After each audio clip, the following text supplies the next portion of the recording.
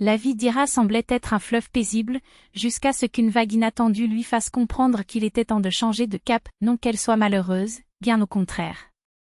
Il avait un emploi stable, un salaire qui payait les factures et une routine qui, bien que prévisible, ne lui causait pas de soucis majeurs.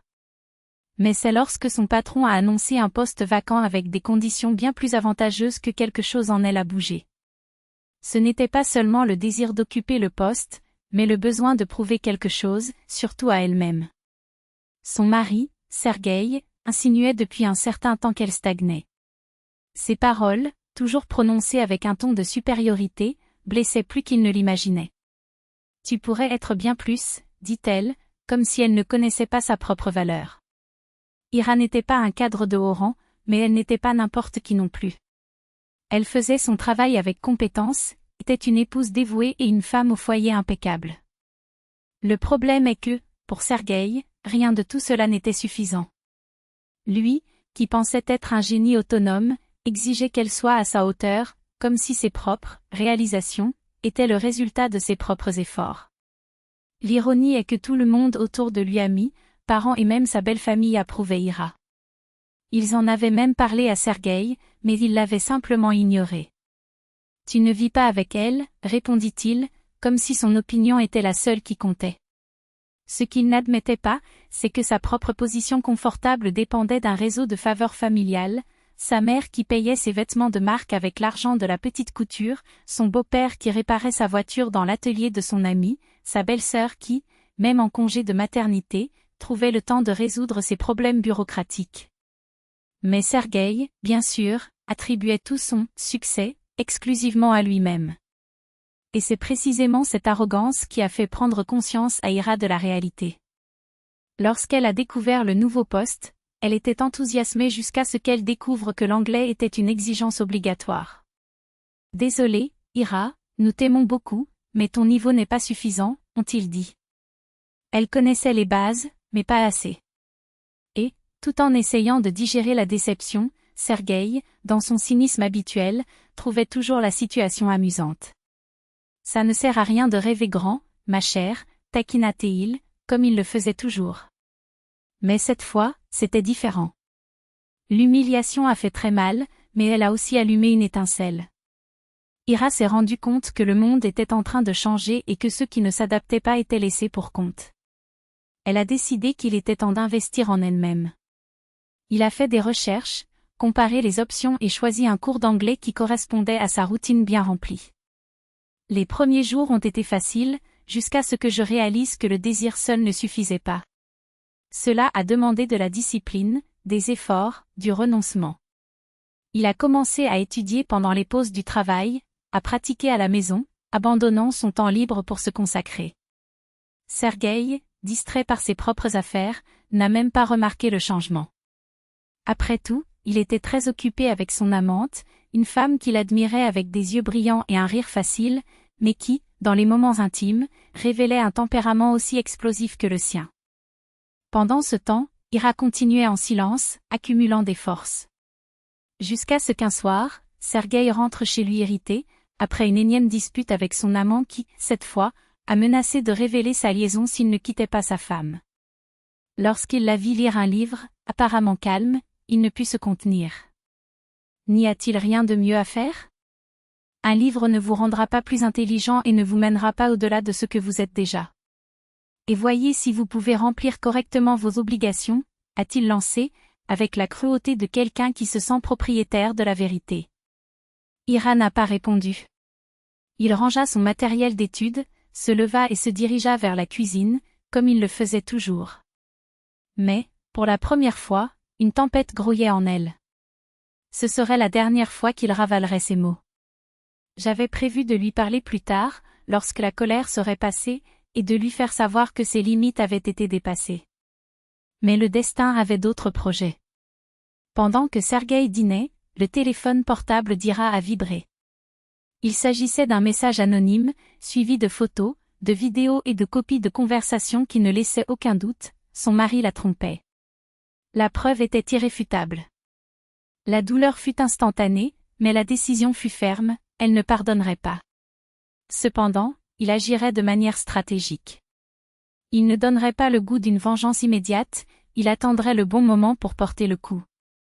Le lendemain, il réunit ses plus proches alliés, ses parents et sa belle-sœur, sa meilleure amie. Ensemble, ils ont analysé les preuves et ont élaboré un plan. La belle-sœur, toujours fidèle, a demandé la prudence. Et si c'était un coup monté? Et si quelqu'un voulait vous faire du mal? Ira a envisagé cette possibilité, mais pas pour longtemps. Il suffisait d'y regarder de plus près pour confirmer ses soupçons. Et, lorsque l'occasion s'en présentait, elle n'hésitait pas à rendre, avec intérêt, toute offense reçue. Le moment est venu où Sergueï, désespéré, a besoin de son aide. Un document urgent pour le travail nécessitait une traduction, et sa sœur qui le sauvait toujours a refusé cette fois. « Désolé, mon frère, je suis occupé par un travail indépendant. Je n'ai pas le temps de t'aider, dit-il avec une froideur calculée. Il pourrait engager un professionnel, mais sa mesquinerie serait plus éloquente. Et c'est alors qu'il se souvint de sa femme, celle qui, selon lui, n'était bonne qu'aux tâches domestiques. Mais Ira n'était plus le même. Son nouveau diplôme d'anglais en main, elle a regardé son mari dans les yeux et a répondu avec un sourire serein, « Je suis désolée, mais je ne peux pas t'aider. J'ai des choses plus importantes à faire. » L'expression de Sergueï était inestimable, un mélange de surprise, de colère, pour la première fois, d'une lueur de peur.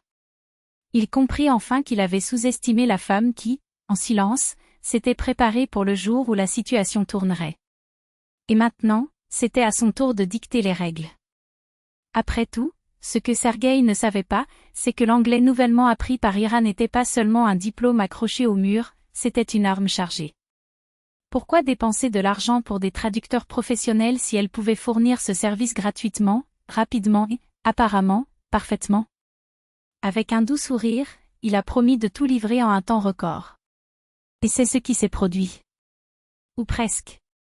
Ce qu'il ignorait, c'est qu'en tapant chaque mot de ce document, Ira revisitait dans sa mémoire chaque humiliation, chaque regard de mépris, chaque nuit où il avait servi de toile de fond aux caprices des autres. Il a tout traduit correctement, si correctement qu'un profane en anglais ne remarquerait jamais le piège. Sergueï, toujours aussi confiant, n'a même pas pris la peine de vérifier. Il a signé, l'a envoyé et a continué sa vie, certain qu'une fois de plus il s'en était tiré. Jusqu'à ce que les papiers du divorce arrivent sur la table à côté d'un avis d'expulsion. Et, comme si l'univers possédait un sens aigu de l'ironie, quelques minutes plus tard, le téléphone sonna. De l'autre côté, la voix glaciale d'un avocat, son avocat, ou plutôt celle de l'homme qu'il avait tenté de tromper avec ce document. Pensez-vous que nous pouvons accepter ces conditions? C'est insultant. Et vos partenaires sauront exactement à quel type de négociateur ils ont affaire. L'appel s'est terminé par une menace voilée, les pièces pourries ne circulent pas longtemps, Sergueï. Il n'a rien compris. Qu'est-ce qu'Ira avait à voir avec ça? Pourquoi les associés l'ont-ils traité de fraudeur? Pourquoi, tout d'un coup, d'anciens clients ont-ils annulé leurs contrats et leurs comptes bancaires ont-ils diminué? L'amant disparut peu après. Après tout, qui pourrait supporter un homme qui, du jour au lendemain, passait de l'arrogant à l'épave humaine? Ses proches, qui fermaient auparavant les yeux sur ses trahisons, l'évitaient désormais comme la peste. Ira ne se souciait pas des réconciliations, des excuses non tenues ou des promesses creuses. Pour elle, justice avait déjà été rendue. Seulement un an plus tard, fouillant dans de vieux papiers dans un accès de désespoir, Sergueï tomba sur ce document. Le même qu'Ira avait traduit. Le même qu'il avait envoyé sans le lire. En se serrant la main, il a jeté le texte dans les traducteurs en ligne. Et puis il l'a vu. Tous. Chaque clause qui l'incriminait, chaque terme qui le dépeignait comme un escroc, chaque mot qu'Ira avait choisi avec la précision d'un chirurgien. Il a essayé de réagir, il l'a appelé, a couru chez son ex-belle-mère, a menacé de poursuites judiciaires. Mais Ira n'était plus là. Même le numéro de téléphone n'était pas le même. Le travail non plus. Pas même l'ombre de pitié qu'elle avait eue autrefois pour cet homme. Il ne lui restait plus que le goût amer de la défaite. Et la dernière leçon, ne sous-estimez jamais une femme qui apprend à communiquer. Surtout quand elle décide que, cette fois, vous serez le traducteur de vos propres ruines.